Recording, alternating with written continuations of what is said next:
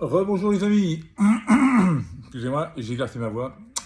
Bienvenue pour une nouvelle vidéo sur ma chaîne All in My Head pour le débrief de ce fameux match hier soir entre le Paris Saint-Germain et le RC Lens. Alors, je vous dis que ça fait du bien, moi. Ça fait du bien de prendre 3 points. Voilà, prendre 3 points, voilà, on a plus 9. Je pense que maintenant on peut dire que le championnat est dans la poche.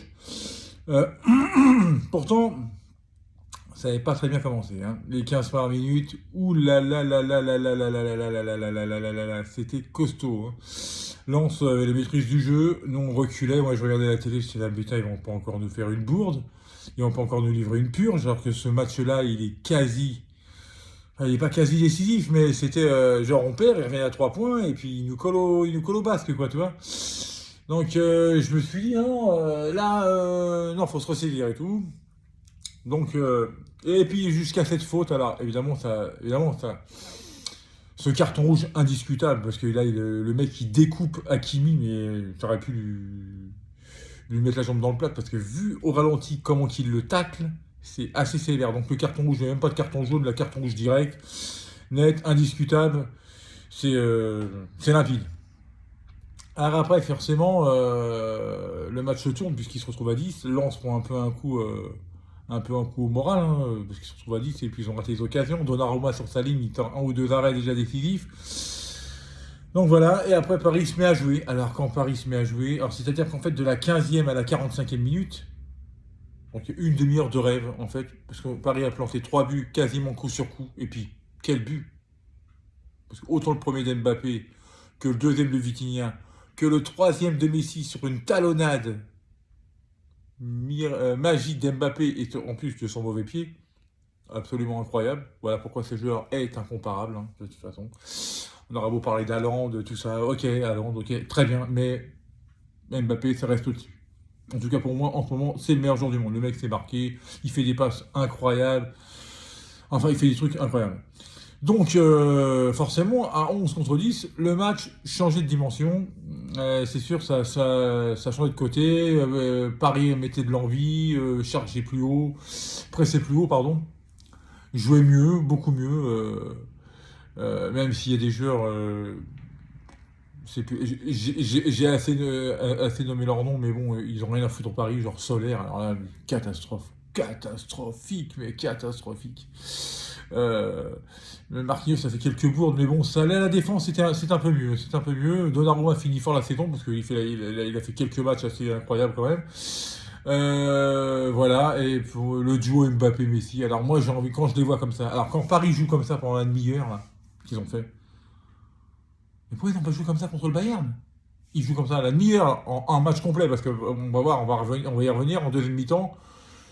Ils se concentrent de peu. On mène 3-0, on lève le pied, et puis il s'est plus rien passé, quoi, en fait. Il s'est plus rien passé. Mais enfin bon, quand Paris joue comme ça, de la 15e à la 45e minute, là, comme ils ont joué, là, mais là, il y en a beaucoup qui peuvent venir, hein. Et pourtant, on n'a pas une équipe complète. À premier de terrain, c'est zéro, enfin c'est zéro, c'est faible. En défense, il faut du renfort. Donc on verra l'année prochaine avec Skriniar quand il va se pointer et tout ça. Voilà, mais si on a un bon milieu de terrain, moi je serais même capable, je serais même prêt à dire, parce que en fait on l'a vu que ça marchait. Les gens disent non, ça marche pas à 3 devant. Ça a marché en début de saison. Neymar, Messi, Mbappé, s'il y a un bon milieu de terrain qui leur distribue bien les ballons et qui sont pas obligés de décrocher pour aller chercher les ballons vachement bas, moi je vous dis ça cartonne. Ça cartonne. Mais enfin bon bref, c'est pas le sujet. Paris donc a marqué 3 buts splendides. En deuxième mi-temps, bon, ils ont concédé un penalty, ça a joué. Ils ont levé le pied. Ils ont levé le pied et tout ça. Ils ont maîtrisé. C'est-à-dire que voilà, hein, ils ne sont pas laissés remonter et tout ça. Donc c'était très bien. Bon, maintenant, voilà, 3-1. Donc le même score qu'au match aller, mais en faveur de Paris ce coup-ci. Donc on leur a rendu la monnaie de leur pièce, hein. Mais c'est une équipe qui est une très belle équipe. Moi, j'aimerais que Lens reste deuxième, hein. J'aimerais. Moi, si c'est Marseille troisième, Monaco, on s'en fout. Enfin, j'aimerais, je souhaite que Lens joue la Ligue des Champions l'année prochaine. Parce qu'avec l'équipe qu'ils ont là, et je pense qu'ils vont peut-être sûrement se renforcer encore d'un ou deux joueurs, ça peut cartonner. Il peut y avoir des très très belles surprises et ils sont vachement agréables à voir jouer. Donc, un grand chapeau à cette équipe. Franchement, un grand chapeau. Après, évidemment que je suis pour Paris, hein, évidemment. Donc je suis content, Paris, 9 points, voilà. Maintenant, il ne nous reste plus que des clubs de milieu de tableau ou de bas de tableau.